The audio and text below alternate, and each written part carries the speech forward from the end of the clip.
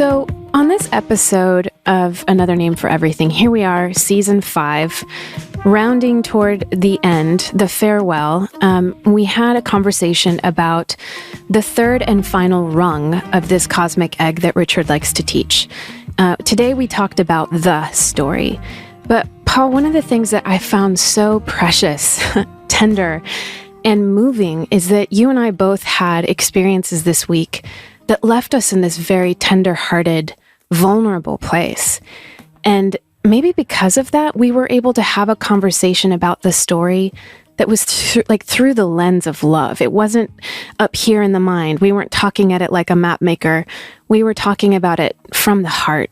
And it was so special to be able to be in that space together. Amen. It almost feels like there's potential that listeners could hear our beating hearts through this episode because we were both holding kind of our own spaces of tenderness and allowing that to be a place that we can sit with and also do this kind of work from a place of tenderness and vulnerability. Mm-hmm. And even Richard was dropping into that heart-centered space with us. And you said something beautiful. What was it that you just said? You said it was like the way he was teaching. Yeah. I was thinking as like he was speaking from this place of his mystical heart. And it was like the right posture was allowing the pouring through of right teaching. And I think that really resonates as we dive into the depths of what we've been calling the story or the patterns that we see happening everywhere. You know, we talk about Black Elk and Einstein and art and creativity and becoming and process theology. Like, I can't even wrap my head around all the areas that Richard touched on that we covered as these very inspirational points of what does it mean to unfold? What does it mean to become in this human life? Yeah, and the radical humility that these different perspectives can offer us if we are all becoming, if the story isn't finished, if the my is nested in a healthy R that's nested in something greater that keeps it all in check, then it's like, man, this adventure of becoming is no longer something we need to brace against with fear and frustration and reactivity, but rather something we can surrender into with creativity, with hope, with love, and awe and wonder. You know, I mean, that's some good news. Yeah. And to put those words together too, it just really enlivens me. Like, we're surrendering to the adventure of our life. Yeah. And like that just, sign me up. And I know it takes courage and there's edges that I'll meet and harshness, but this is the juice. This is the life of full participation in God. Yeah. I cannot think of a better way to wrap up the cosmic egg than with this message of the adventure of our becoming. So with that, we hope that you'll enjoy and sink in deeply to this episode of Another Name for Everything. So welcome back, everyone, to Another Name for Everything. It's been a great journey so far as we've gone through kind of the overview of what the cosmic egg of meaning is. We dove into my story and our story. And here we are with the outer layer of the nested egg of the story. And Richard, I was thinking as a way to begin that we could, my story and our story are so personal. And I wonder if it's helpful to depersonalize the story. I think about how my story and our story they're such personal and cultural perspectives. They can create a very, very tight container. Well, the story being something that's the patterns that are always true, its essence is palpable, but more effusive, like an ecosystem to me. How can one embrace this cosmic egg while not claiming personal authority over its contents? Wow. That shows real working with the material. Yeah, I think a person who has not done at least the beginnings of significant ego work, that decenter themselves, will have no understanding or no patience or no search for these stories, because they can't imagine it. Every story starts with them and really ends with them, or at least with their group. And yet I'm going to speak on the opposite side now, quoting Teilhard, Teilhard says the most personal is the most universal. So if you go all the way through, which I don't think a large percentage do, it's personality, but not true self person. And so they get trapped on the level of personality.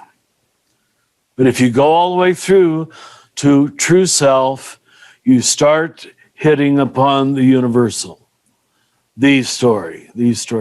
And that's why Augustine and Teresa both say, the soul, the human soul, is the perfect container for God, which is a quite amazing statement. And because why I say that is because a large percentage of religious people have still localized the agency in an external way with no inner concomitant or participant, or they haven't achieved unitive consciousness between the soul and the universal truth. It both decenters my personality and its wounds and its whatever, and absolutely centers it. And I know that sounds like gobbledygook, but it does. I know my own dignity. I own my own power, know my own power, but I know it doesn't matter at all. Can I say both of those? Yeah, it's such a helpful way to think because, I really, I resonate deeply with your distinction between personality and personhood. And I've heard Cynthia say personhood, personare, one through whom the whole resounds. And so there I think, okay, now I can kind of make sense out of what the healthy my is. So long as the whole is resounding through the instrument of my life and my story, so that I'm not centering my experience as the experience, but rather I'm allowing the bigger cosmic meaning, this bigger participatory unfolding story, to manifest in my unfolding story. There's humility, there's courage, there's participation, but it's not egocentric. Excellent. You understand well.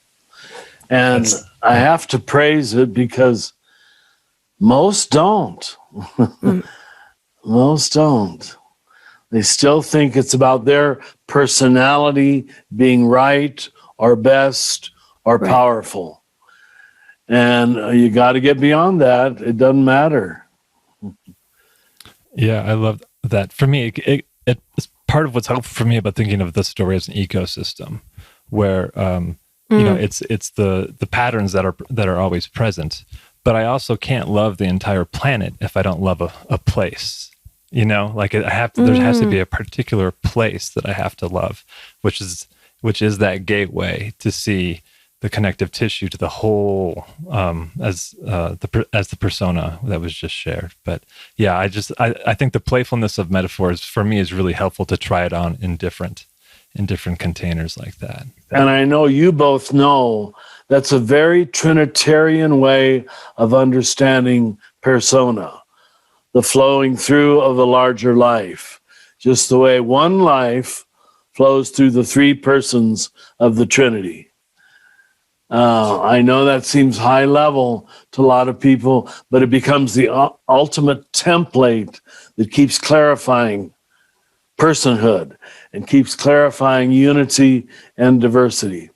So thank you for understanding. Well, we've talked as well on this podcast so much about the importance of seeing this story as unfolding and unfinished. And, we use words like ontology to talk about that, like what, the philosophy of what we're naming is the nature of being. And, you started this podcast by talking about Teilhard. And so within that frame, there's a tremendous amount of freedom. And yet people, we find ourselves almost uncomfortable with this idea of, process or evolution. And, we have these notions of God being unchanging and in control. And so I was having a discussion with a friend of mine, Tim Burnett, who knows a lot more about process theology than I do. And I was asking him, I was like, okay, so if everything is unfolding, if we are in this process of becoming together, how do we think of God? And he said, Albert Whitehead has this definition of God that's so beautiful. He says, God is the harmony of every harmony. And as he was talking, Tim said to me, every event in reality is both unique and part of the larger web of relationships. So God is one way to talk about the cosmic story of all the smaller stories. So Whitehead describes the big story is the adventure of the universe, which means we're all only ever becoming. It's kind of a never-ending story. And I just thought that frame was so helpful for me because I get a little bit, and we talked about this at the beginning of this season, there's a natural and maybe healthy allergy a little bit to any kind of declarative, this is the story. And there's something good about that because we need to remain humble. And at least for me, I found that process, thinking about change, thinking about evolution, thinking about the story as the harmony of every harmony, that felt really good to me. I've never heard that phrase before, but I like it. I remember when I studied modern philosophy, we believers, so-called, dismissed Whitehead as an atheist, and because he didn't too quickly use the word God, if he ever used it, I'm not sure. I don't suppose he did. But we didn't realize we ran there before we knew what we were talking about. And maybe that's all he was saying. When he's talking about the harmony of every harmony, that's a rather good description of God, or the story, as you put it. So thank you for introducing that. We could almost give that the name of this episode. Excellent. Was there a question in there that I should respond to? No, Richard, I was just blabbering on about my own trying to reframe and think about, how I can work with this, because I think in some ways, framing my story, our story, and the story as unfolding, as becoming, allows us to have humility and compassion, not just toward ourselves, but to where we get it wrong, to where we miss the mark, to where, as human beings, we don't do everything perfectly. In fact, often we don't. So there's something about the frame of, thinking about the harmony of every harmony. So it's like, okay, we're still working this out. We're still figuring it out together. The story isn't over. It's unfolding, it's unfinished, and that allows me to feel a sense of agency, but also compassion. Good. Very good. I love that image of the harmony of harmonies. And I also, if I were to flip that on the underbelly of other frameworks, I think about how much of the Christianity that I was raised in, God was in complete, absolute control. We were just kind of characters in a story, just kind of saying our lines, playing our parts. And I wonder if it's helpful to just point out or to hear from you, Richard, what you think about what I see as kind of a fallacy of this kind of absolute control, and how it, from my purview, it seems to dilute the humility of God in this harmony of God that we're talking about. How do you see that phrase, God is in control? Wonderful statement of the issue that has not really been dealt with, although, and I'm going to sound like a super Christian in saying this, I believe it was dealt with on the cross, where the image of God is one of absolute vulnerability. How could we have missed the point? That's why the medieval said, crux probat omnia, the cross proves everything. And again, it proves to be true that here we've had no trouble for 2,000 years, beginning most of our liturgical prayers with Almighty God. And many ministers still do. But that's only half of the truth. And we have to balance that out with all vulnerable God. But let me try to explain it. Once God commits himself, herself, to relationality as his very being, the being of God is relationship, then there have to be at least two elements to relationship. And so the one element is not totally in charge, in control, as you just put it. There has to be a giver and a receiver, one who tosses the ball, one who receives the ball. Now, once you're in that, you have a dynamic notion of God that is constantly changed by love, by relationship. And you can't have a static notion of God anymore. It's a God who is growing with us, whom the covenant love of the Bible says he has entered into an eternal love affair with what he has created, she has created. This is so good, and it only takes a couple steps to get clarified before that becomes clear. But it was just easier to speak of Almighty God, not because that, I don't know why we prefer that, when it created so many problems, the biggest of all being the problem of evil. Well, if you're almighty, how come the Holocaust? How come children die?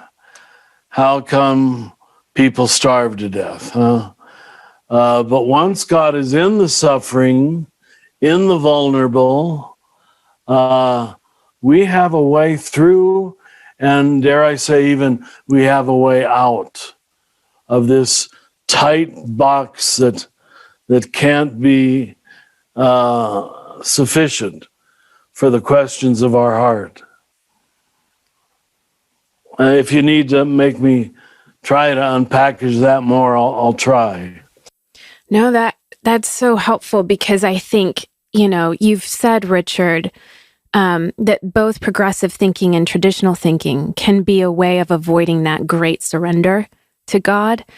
And it strikes me that, we're so uncomfortable with vulnerability being the same thing as leadership, that you can have vulnerable leadership, that you can have vulnerable strength, vulnerable power.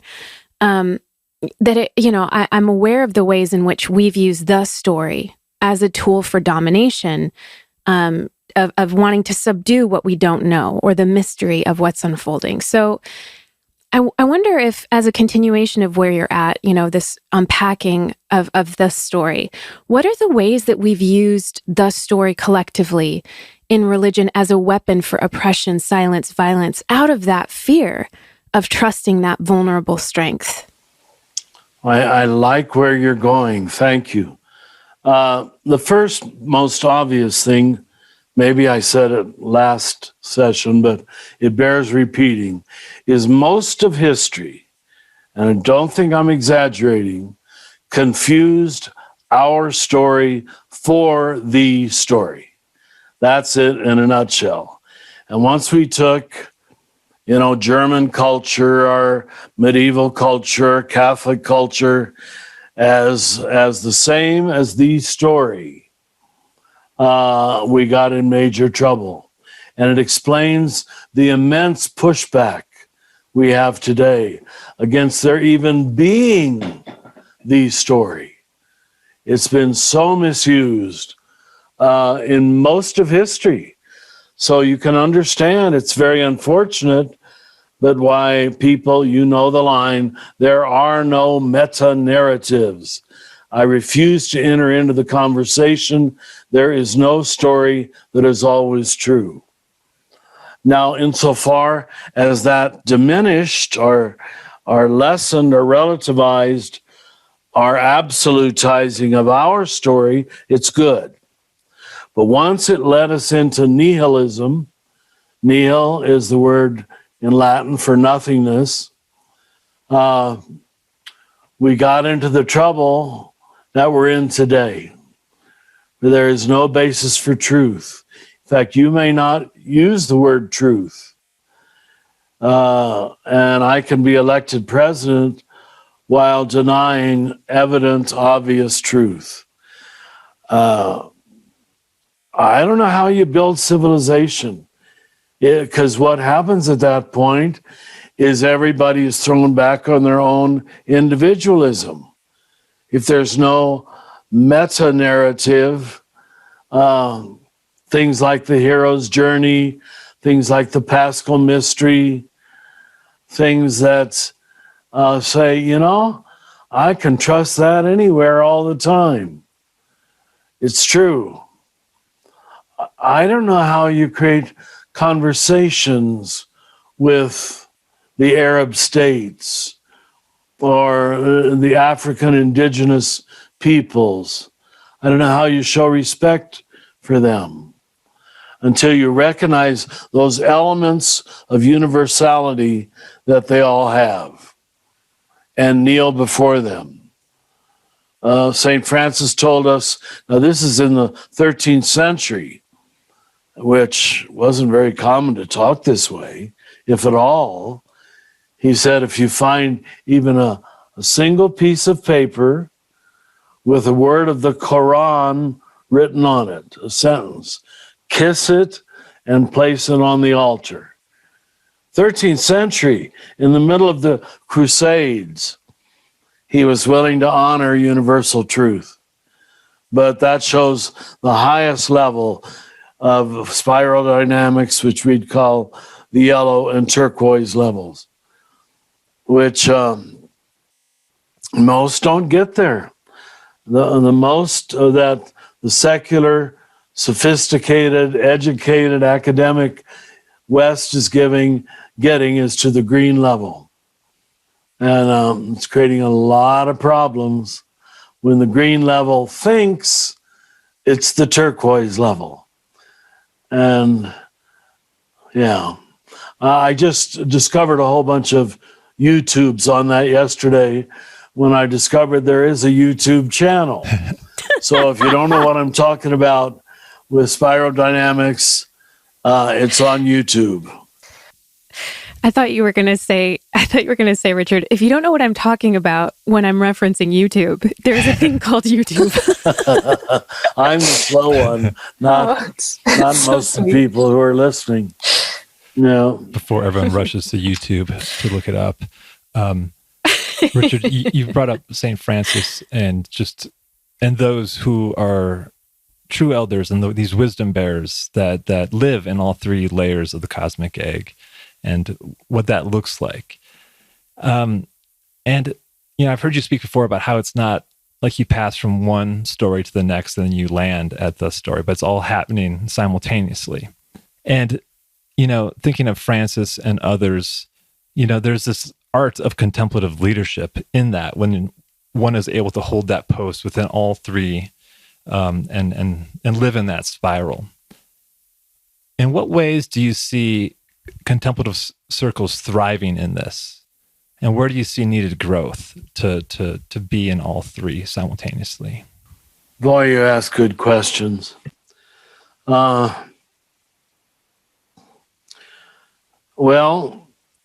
I hate to be negative, but not entirely will I be. I do think a lot who call themselves contemplative imagine that they live their full life in the story, and far too often have not had understanding, patience, love of our story or the individual story.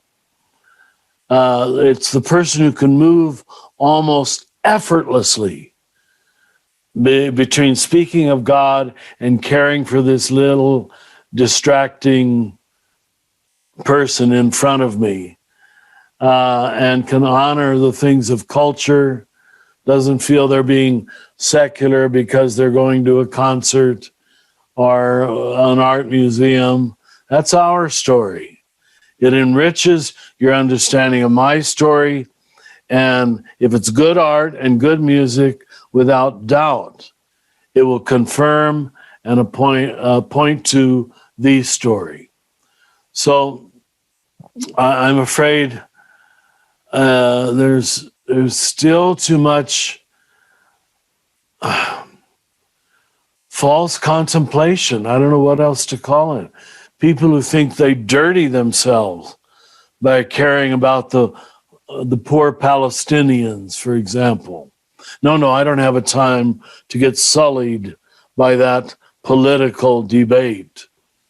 Whereas the true person who lives inside the cosmic egg has no worry of being sullied, and in fact, a natural compassion for those who are being oppressed.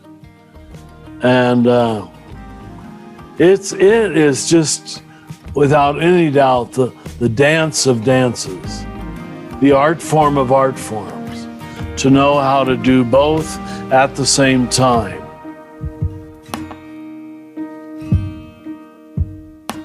Another name for everything will continue in a moment.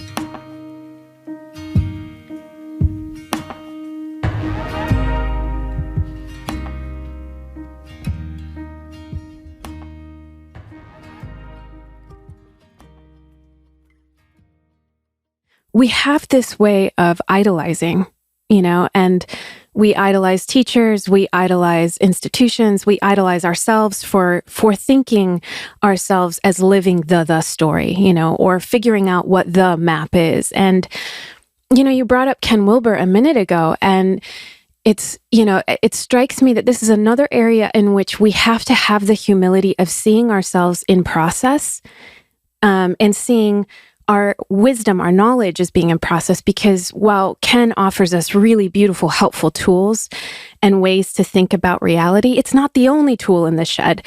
And, we need to have a humility toward recognizing that his tools are helpful, but they need to be harmonized with other tools, perspectives, voices, so that we don't fall into that trap of idolatry, as you just mentioned. And so does Richard Rohr. He's one tool in the shed. Now, insofar as he's communicating all three, when he touches upon that now and then, you can trust him. It's a sign of your humility, Richard, that you're so quick to name that in yourself and insist that we see you that way. But if I could, kind of land us in that place of humility together, how, what are the institutional pitfalls of believing ourselves the wielders of the story? So even in our contemplative world and movement, what level of the cosmic egg do institutions tend to omit? And what hope is there for us to organize and maybe run the institutional side of serving our community better? Okay, another good one. Lord, give me wisdom. Well, I'm going to repeat what I said before. What most institutions do, to again refer to spiral dynamics, is they stop at the blue level of tribal thinking of our story, and they absolutize that. I was just reading this week some of the writings by John Neinstadt of Black Elk. When I was in college, it was really in to read Black Elk Speaks. And I want to say two things about her. First of all, everybody loved his clear green thinking, even though much of it was yellow and turquoise. This man was a native mystic. But what isn't commonly known, and in fact, no, this isn't video, is it? I've got a new card on my hearth here of Black Elk teaching his granddaughter, and he's holding a rosary and a little tiny cross. It's This was so unacceptable to people at the green level that all of the part of his biography that tells that he was, forgive me, he was a Catholic catechist. And especially to his own children and grandchildren. That just didn't fit the entrapment in our story.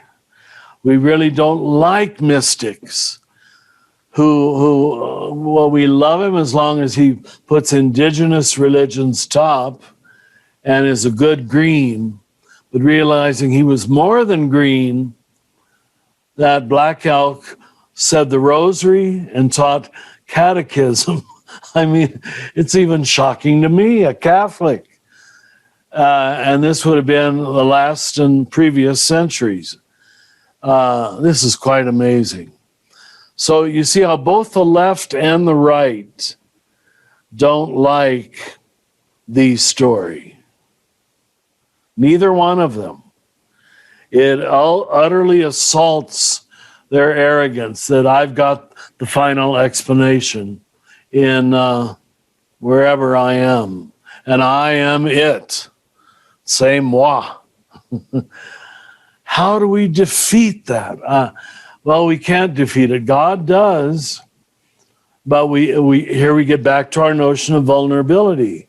We have to live a vulnerable life where we allow our ego inflation to be punctured on a regular basis.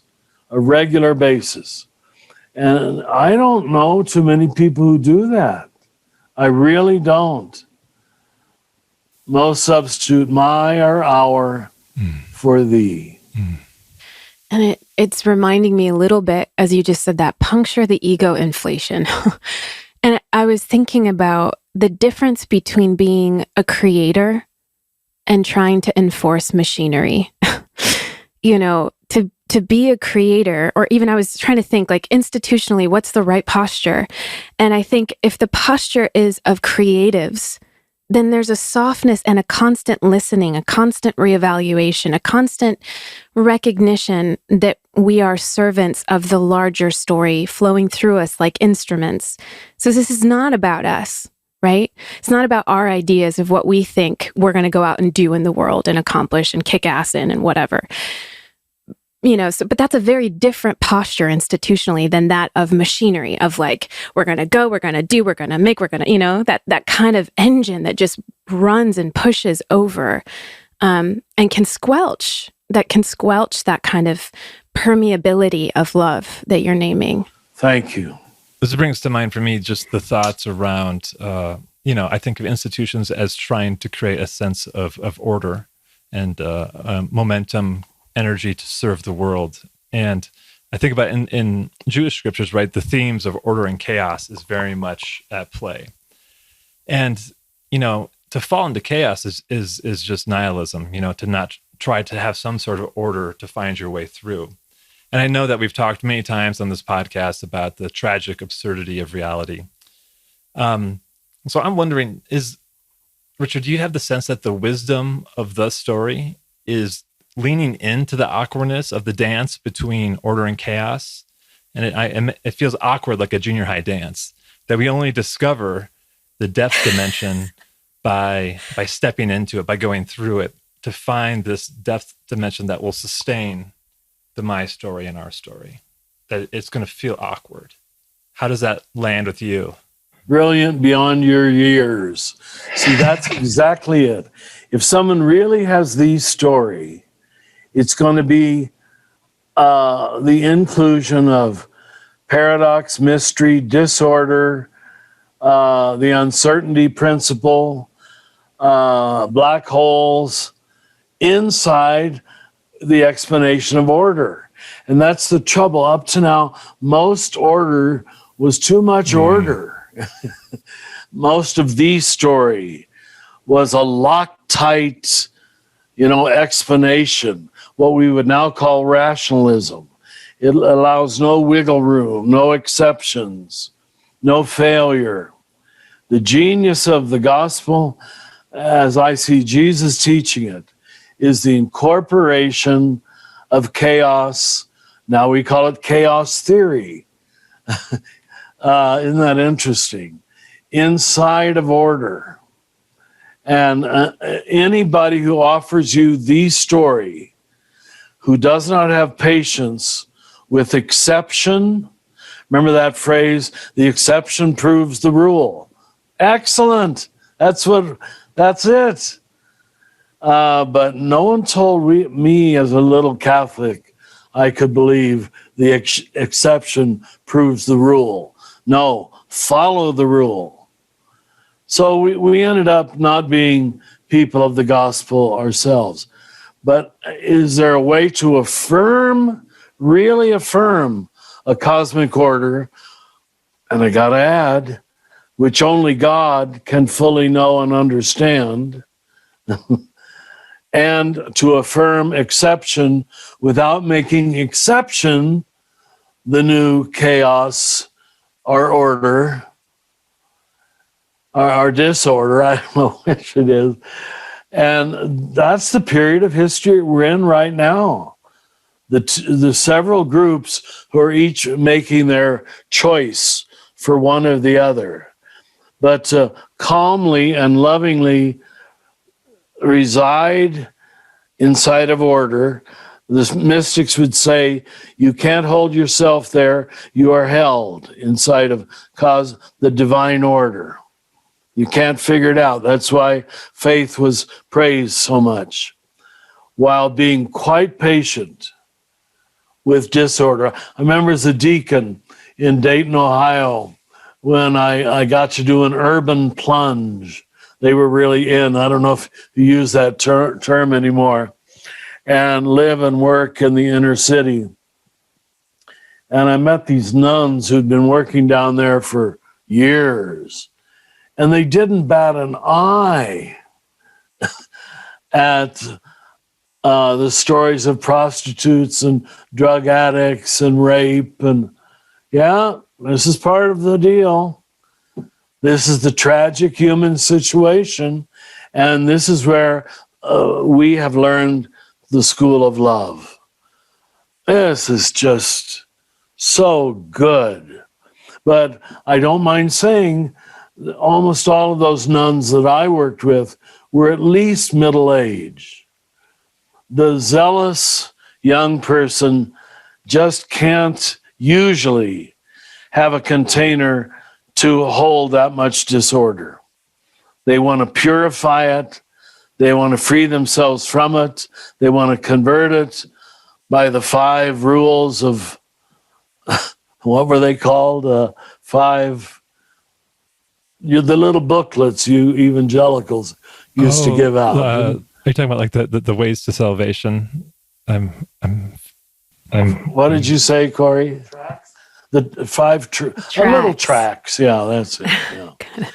That gives the young person so much comfort, and I don't want to deny them that.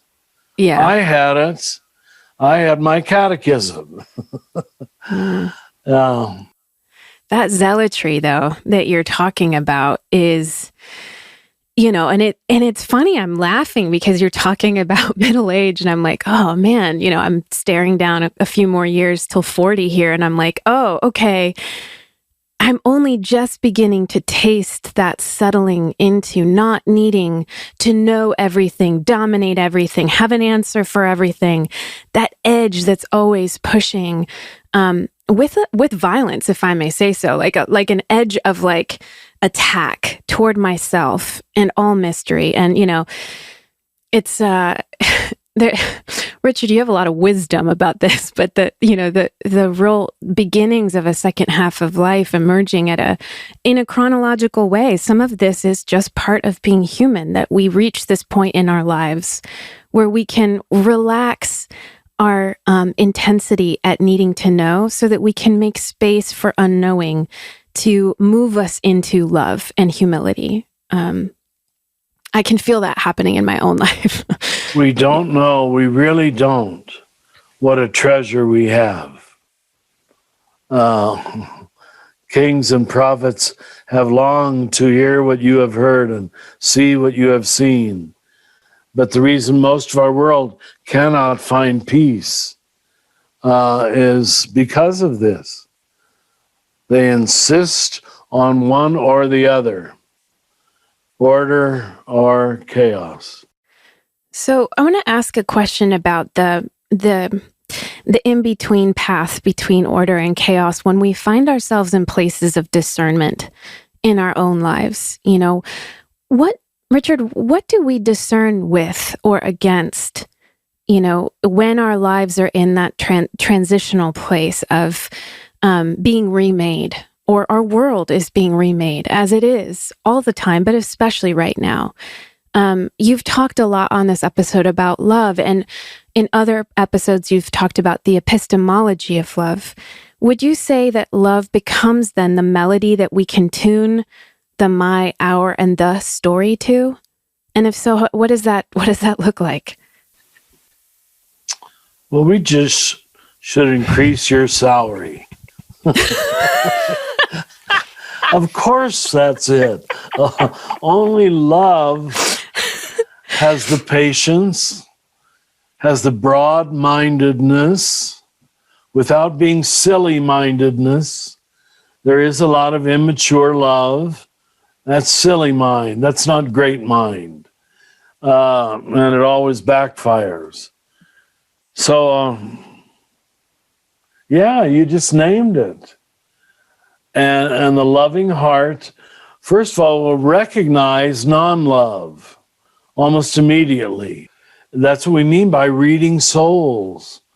That you gain the gift in time of showing who gets it, all three levels, who can live there peacefully, and those who have all the right words, but as Jesus says, quoting Isaiah, it's a lesson memorized. That's all it is a lesson memorized. There's no integration between head, heart, body, gut, and the integration of head, heart, body, gut is called love, but not in a sentimental way. In fact, not even in a way that most people will always respect. Because you'll be partially critical from that place of love of their entrapment in my story or the story or what they think is the story. So don't think of soft love. Love is a harsh and dreadful thing, as Dorothy Day said, or no, Dostoevsky, I think. Wasn't she quoting him? Is that true? Yeah, she was always quoting him. Yeah, she was quoting him. Love is a harsh and dreadful thing. Boy, any of you who've loved deeply, you know it leads you to that kind of discernment, clarity. It doesn't, with a few, it'll make you more popular. With the masses, true love will make you less popular. Yeah. Thank you, Brie. I think about that choice of love too, in that this may feel out of left field, but it came to mind as I think I told both of you I lost a friend to COVID last week. And she had this remarkable presence of love, and where she really saw with the eye of the heart. And I think I want to tell a quick story. With the first time I met her, we had already had a mutual friend, and I didn't know that she knew that. And she came up to me and she said, "I hear that your people are my people." And I said, "Yeah." And she said, "Well, then you are my people." And that immediate, overwhelming sense of commitment to love, she chose to love me before she knew me. And that is such a rare posture, I think, to give another example, how someone shows up with that kind of... For a young person, she was fairly young? No, she died older. She was a mentor of mine, so she was a professor, yeah. But yeah, but to have that kind of love poured in, I think speaks to what you're saying, that intuition of like, I'm in good hands. This is Isn't that lovely? Yeah. And then to turn towards some of the ways we can apply this to life, I want to talk about prayer for a second. So, I have a toolkit of contemplative practices that help sustain my relationship with God. And there's the sitting meditation, but then there's also the impromptu cries out to God of, God, help me, I need you. And I also love prayers around the dinner table. And so I'm wondering for you, Richard, how do you see the relationship between the cosmic egg and prayer? And particularly within the story, how does prayer play that kind of deep relational grounding role within the cosmic egg as a whole, and in particular in the story? The reason Paul can say twice, pray always, is because this is a way of being in the world where, first of all, you pierce the seeming boundary around my story. You do not allow yourself to be center stage. It's like Galileo's discovery that the earth was not the center of the universe. We have to discover that we are not the center of any universe either. That is the first death, to get you out of the centrality of my story. It's a filter through which you will read reality, but it's not the filter. Then you have to pass through another filter, another death, usually an even greater death, to those who are your friends, your community, your family, those who support you, those who like you, your tribe, people who talk like you and you grew up with. It's hard to risk breaking that part of the egg yolk open. I told someone just 2 days ago, every person who goes on the whole journey, you have to go through one major betrayal, one major loss of people you thought their love was trustworthy or true or would always be there. You don't have to predict it. It'll happen usually. You're lucky if it happens. Well, if there's someone to sustain you through it. And that's the cracking of the second boundary. But you realize how they're both painful. They both demand a major letting go. And that's what prayer is. Now, once you stand, sit, or held inside all three, at even just for a moment, you are praying. You're an instance of prayer. You are a mediator between God and your humanity, or all of humanity, I guess you could say. Now, we start that by piercing the clouds with words and with our intentions.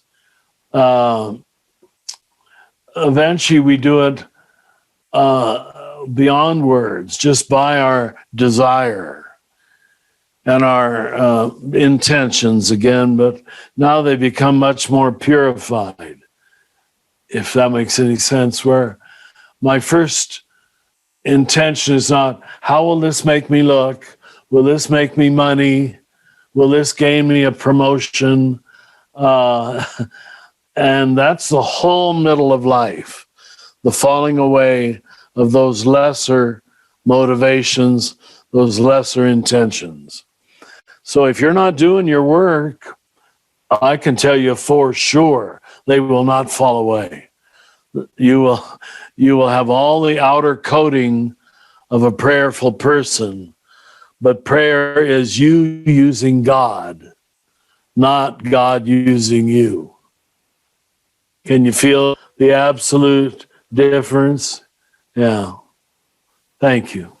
It is so beautiful because what you're saying in declaring that we become, and you said this, I'm stunned by it, Richard, an instance of prayer when we can embrace the heartbreaks of our lives as opportunities to let the light shine in. You know, that Cohen line of like, that's how the light gets through. That's how the story gets through. It comes through the cracks of our own heartbreak if we have the courage to let the heartbreak happen and not identify or cling to it and declare it as the story. Or look for somebody to blame. Exactly. Yeah. And that's the usual way of avoiding the heartbreak, blaming someone else.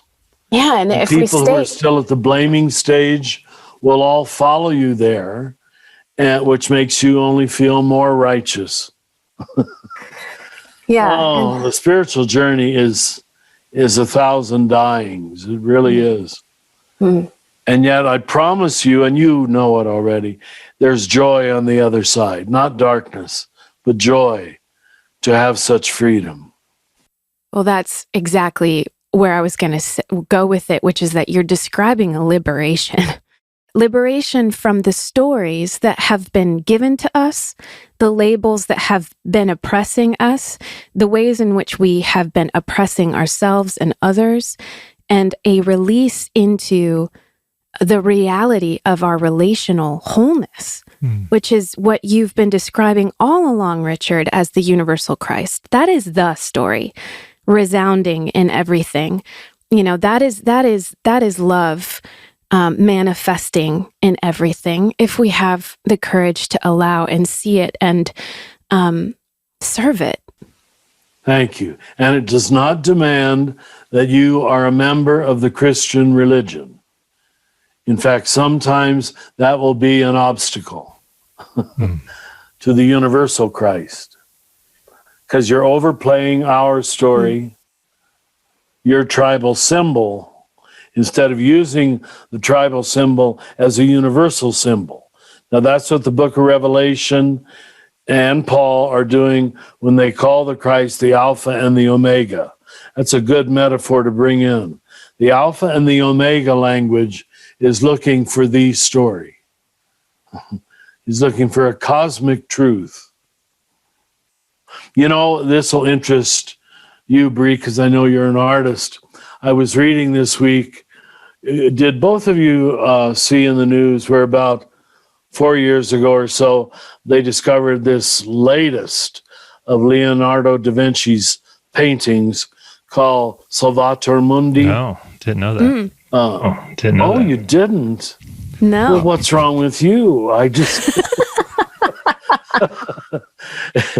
Where do we you look begin? it up, Salvator Mundi, that's Latin, which means the Savior of the world.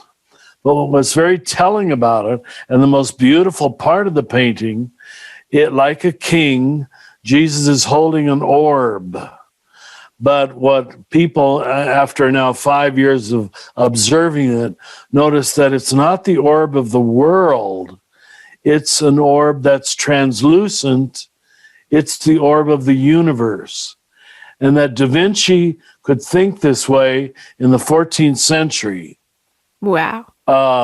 He's longing for the same thing, the Christ image as the Alpha and the Omega of the whole universe. Look it up. It's a quite beautiful picture.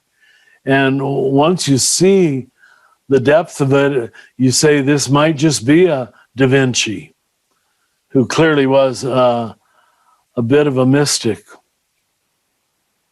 Maybe more than a bit. A lot of people who are great inventors, like Einstein, great discoverers, like Da Vinci, they could never, look at him on your wall. I'm glad I mentioned it. They couldn't think in such big, the story, so naturally. And I'm told Einstein was quite friendly to people and to animals and took time with both of them, increasingly so as his life went on. So you know this man had put together the story with my story. Good stuff. Good That's stuff. lovely. Okay, what else? We're going to round it out. We're going to encourage everyone to go check out that Da Vinci thing on YouTube.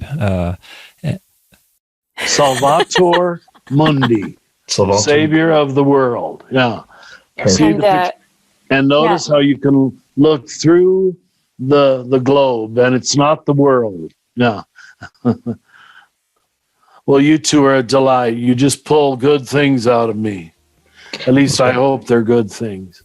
I think this has been an incredibly rich. We've covered a lot of ground, and we just hope that the listeners will let it kind of simmer and sit within them as they seek to apply this to their own life and lens in the world as they work with the cosmic egg. Mm-hmm. So thank you so much, Richard, for the time today. Love you both. Love you too, Love Richard. you too, Richard. Thank you. And that's it for today's episode of Another Name for Everything with Richard Rohr. This podcast is produced by the Center for Action and Contemplation, thanks to the generosity of our donors. The beautiful music you're listening to was brought to you by Will Reagan. If you're enjoying this podcast, consider rating it, writing a review, or sharing it with a friend to help create a bigger and more inclusive community. To learn more about Father Richard and to receive his free daily meditations in your electronic mailbox, visit cac.org. To learn more about the themes of the Universal Christ, visit universalchrist.org. From the high desert of New Mexico, we wish you peace and every good.